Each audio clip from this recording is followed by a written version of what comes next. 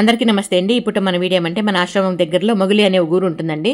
ఆ ఊర్లో మొగిలీశ్వర స్వామి టెంపుల్ ఉంటుందన్నమాట. అక్కడికి వెళ్ళాను ఈరోజు. ఇంకెక్కడైతే పెద్ద ఆవిడ చూస్తున్నారు కదా, తనైతే గుడిలో చెత్తలు ఊడుస్తారనమాట. తనని నీ పేరేమమ్మా అని అడిగాను. తనైతే లక్ష్మమ్మ గారు అని చెప్పానని చెప్పారు. ఇంకా నీ పేరు నీలాగే అందంగా ఉంది అన్నట్లుగా చెప్పానమాట. ఆమె చాలా సంతోషపడిపోయారు. ఇంకెక్కడైతే ఆమె గురించి కనుక్కున్నాను. అంటే మీ ఊరు అన్నట్లుగా, పక్కనే ఊరు మాది, దగ్గరే అన్నట్లుగా 4 రోజులకు ఒకసారి ఇంటికి వెళ్తాను అన్నట్లుగా చెప్పారు. ఇంకా పెద్ద ఆయన కూడా ఉన్నారంట, తన ఇంటి దగ్గరే ఉంటారు అన్నట్లుగా చెప్పారు. ఇంకా తనలాగా ఇంకా ఈ గుడిలో ఇంకా చాలా మంది ఉన్నారమ్మా అన్నట్లుగా చెప్పారు తను. ఇంకా తనతో కాసేపు సరదాగా మాట్లాడినాను. దాని తర్వాత చీరల బ్యాగ్ తెమ్మన్నాను కార్లో నుండి డ్రైవర్ని. చీరల బ్యాగ్ తెచ్చి ఇచ్చారు. మన కార్లో ఎప్పుడు డిక్కీలో చీరలు ఉంటాయి కదండి, చీరల బ్యాగ్ పెట్టుకుంటానమాట ఈ విధంగా.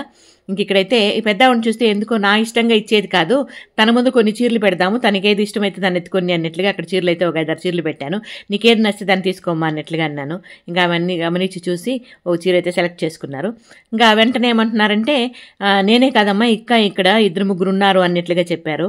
అప్పుడు అనిపించింది నాకే, అంటే తను ఒకటే తీసుకోకూడదు, ఇంకా నాతో పాటు ఉండేవాళ్ళు కూడా తీసుకోవాలా అన్నట్లుగా ఆవిడకి ఎంత గొప్ప మనసు చూడండి. చాలా సంతోషంగా అనిపించింది నాకైతే మాత్రము. అలాంటి మనస్తత్వం ఉన్న మనుషులు చాలా తక్కువ ఉంటారు. ఇంక ఇక్కడైతే అన్ని చీరలు చూసి ఇదిగోండి ఆ చీర ఎత్తుకున్నారనమాట. రెడ్ బ్లూ కాంబినేషన్ ఉండేది ఎత్తుకున్నారనమాట. మళ్ళీ అది ఎత్తుకున్న తర్వాత ఇంకా ఒకటి ఎత్తుకో అన్నట్లు, ఇంకో చీర కూడా ఇస్తావా అన్నట్లుగా అన్నారు.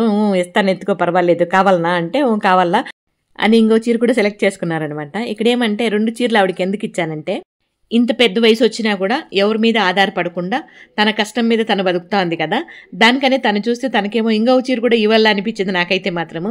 దానికని ఇంకో చీర తీసుకోమా అంటే, ఇంకా తన ఇష్టంగా ఇంకో చీర కూడా ఇస్తావా నాకు అన్నట్లుగా తీసుకున్నారు. ఇంకా దాంతోపాటు 200 డబ్బులు అయితే ఇచ్చానండి. మళ్ళీ వాళ్ళు ఉంటే కూడా పిలిచేసే ఒక పని అయిపోతుంది కదా, వాళ్ళకు కూడా ఇచ్చేస్తాను అంటే, ఇంక అక్కడ పిలిస్తే ఒక ఆవిడ మాత్రం వచ్చారు. ఇంకా 2-3 లేదంట, బయట వెళ్ళారంట.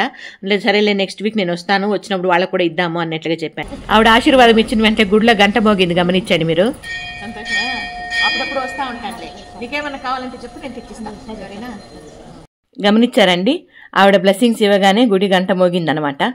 మీరు అనుకోవచ్చు, భలే చెప్పారులేండమ్మా, గుడి అనక గంట మోగకుండా ఉంటుందా, గంట మోగుతానే ఉంటుంది కదా అన్నట్లు. కాకపోతే నేను అక్కడ మాట్లాడినని చెప్పు గంట మోగలేదు, ఆవిడ బ్లెస్సింగ్స్ ఇచ్చినప్పుడే గంట మోగిందనమాట. దానికని అదొక నాకు తృప్తి అనమాట, అంతే, ఇంకేం కాదు. ఈ మాటల్లోనే ఇంకొక ఆవిడని కూడా పిలిచారు, ఇదిగోండి ఈవిడ కూడా వచ్చారు. ఇంకా తనకైతే వచ్చిరాను, తనకి 200 ఇచ్చానమాట. ఇదిగోండి ఈ విధంగా.